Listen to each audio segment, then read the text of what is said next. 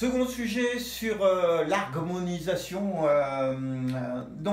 On était parti la dernière fois sur le fait de maîtriser comment on construit une gamme majeure. Aujourd'hui, on va essayer de maîtriser comment on construit une gamme mineure, une gamme dite mineure naturelle. Alors, autant la gamme majeure, on la connaît puisque Do, Ré, Mi, Fa, Sol, La, Si, Do, on a appris ça étant jeune, autant en mineur, on est un peu perturbé.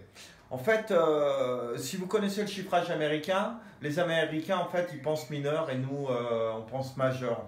Donc, en fait, le chiffrage américain, qu'est-ce que c'est?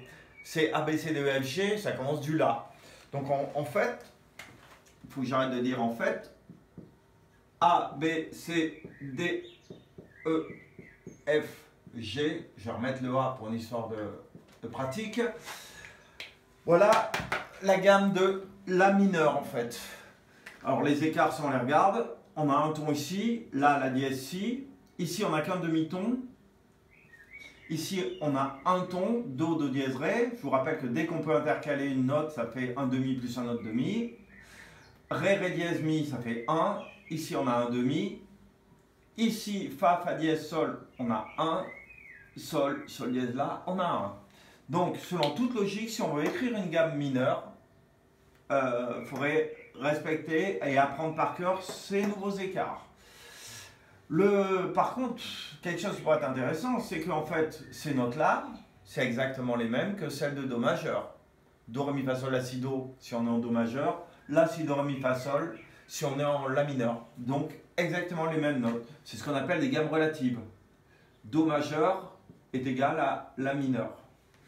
Donc, on peut essayer de regarder, entre La et Do, il y a la dièse Si, Do, plus un ton et demi. Donc, vous pouvez aussi très bien, par exemple, imaginons qu'on ait à écrire une gamme de Si mineur et qu'on sache par cœur la gamme majeure, mais pas la gamme mineure. Bah, vous rajoutez un ton et demi à Si. Si, Do, ça fait un demi, Do dièse 1, Ré, ça nous fera un ton et demi. Si vous écrivez la gamme de Ré, comme on avait vu au premier cours vidéo, vous trouverez Ré, Mi, Fa, Sol, La, Si, Do, Ré. Vous trouverez, en vous servant de la gamme majeure, les notes qui peuvent aller dans les deux cas.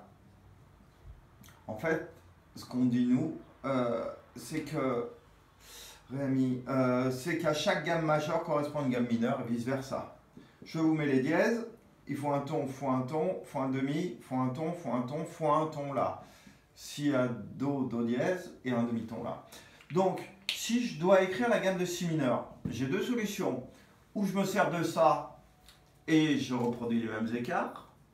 Si, Do, Ré, Mi, Fa, Sol, La. Si, un ton, il faut que je mette un dièse. Un demi, c'est bon. Ré à Mi, c'est bon. Mi à Fa, ça fait qu'un demi alors qu'il faut un, donc je rajoute un dièse. Là, il faut un demi, donc c'est bon. Là, il faut 1, c'est bon. Et là, il faut 1, c'est bon. Donc ça, il y a cette solution. On reproduit les écarts là-haut. Mais ça peut être des fois compliqué de savoir par cœur la gamme majeure, les intervalles de la gamme majeure et les intervalles de la gamme mineure. Ou alors, vous dites, ben, la gamme de Si, c'est comme Ré. Je rajoute un ton et demi. Et j'écris ma gamme de Ré, voilà. Sauf que, bien sûr, votre point de départ, ça sera le Si, puisqu'on sera en Si mineur. Si, Do dièse, Ré, Mi, Fa dièse, Sol, La. Si, Do dièse, Ré, Mi, Fa dièse, Sol, La. Donc j'y vais vite, vous faites ralenti sur la vidéo, parce que tout ça, on l'a vu déjà en cours, mais bon, j'essaie de faire comme ça quelques cours rapides sur l'harmonie. Donc en espérant que ça va vous aider, à vous de voir. À bientôt, ciao.